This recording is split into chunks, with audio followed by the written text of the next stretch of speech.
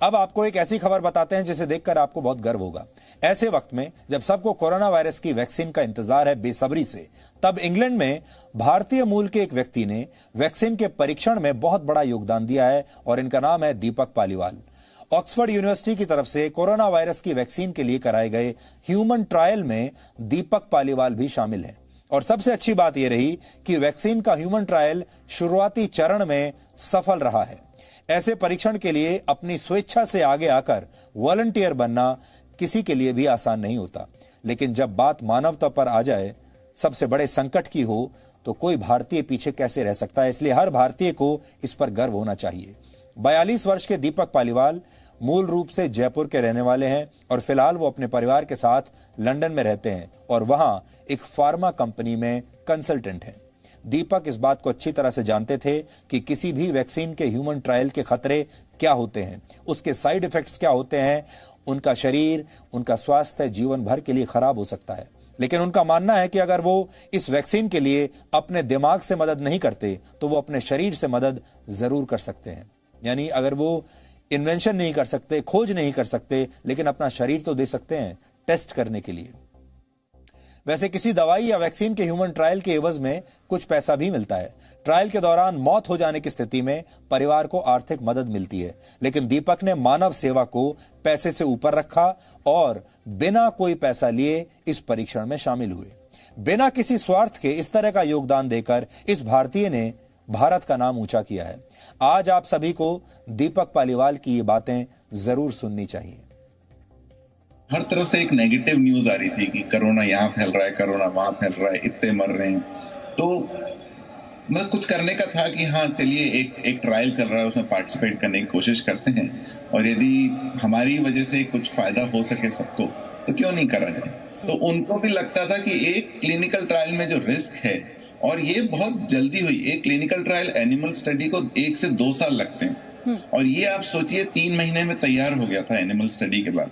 तो लगता है कि एक केमिकल आपकी बॉडी में जा रहा है, ये कोई वो टैबलेट नहीं है या कैप्सूल नहीं कि एक रिएक्शन हुआ तो आपने बंद कर दी और अगले दिन से कोई रिएक्शन नहीं है। वैक्सीन था, आपकी बॉडी में गया, उसके बाद वहीं रहेगा, उसको निकाल नहीं सकते कहीं से भी। तो एक वो रिएक्शन का डर था और इस दवाई का दूसरा असर भी हो सकता था कि वह कि आप जो कोविड है उसके लिए ज्यादा एक्सपोज हो जाते।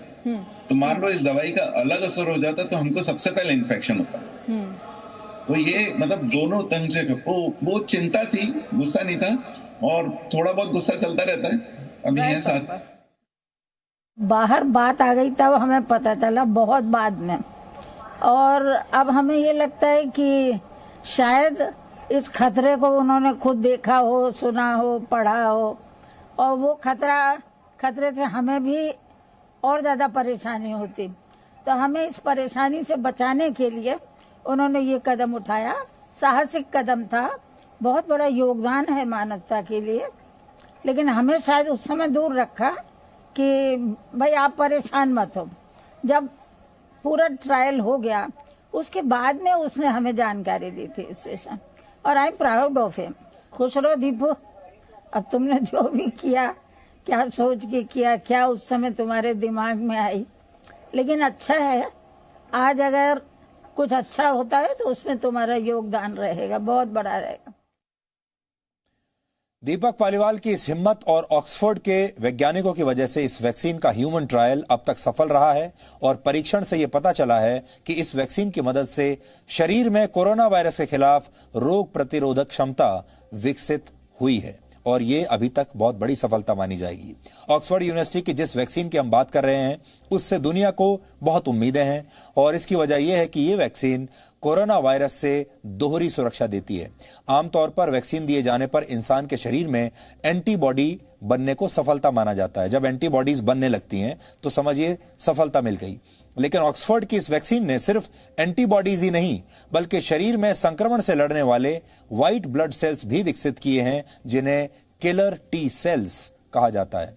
टी सेल्स एक तरह की प्रतिरोधी कोशिकाएं होती हैं जो शरीर में निगरानी का काम करती हैं और शरीर के लिए किसी भी तरह के खतरे को वो खत्म कर देती हैं।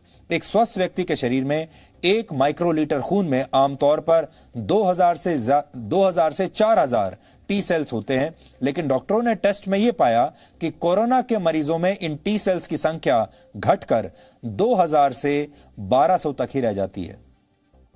शोध में यह भी पता चला है कि एंटीबॉडीज कुछ महीनों में खत्म भी हो सकती हैं, लेकिन टी सेल्स कई वर्षों तक शरीर में रहते हैं और आपकी रक्षा कर सकते हैं। तो यह एक बहुत बड़ी उपलब्धि मानी जाएगी।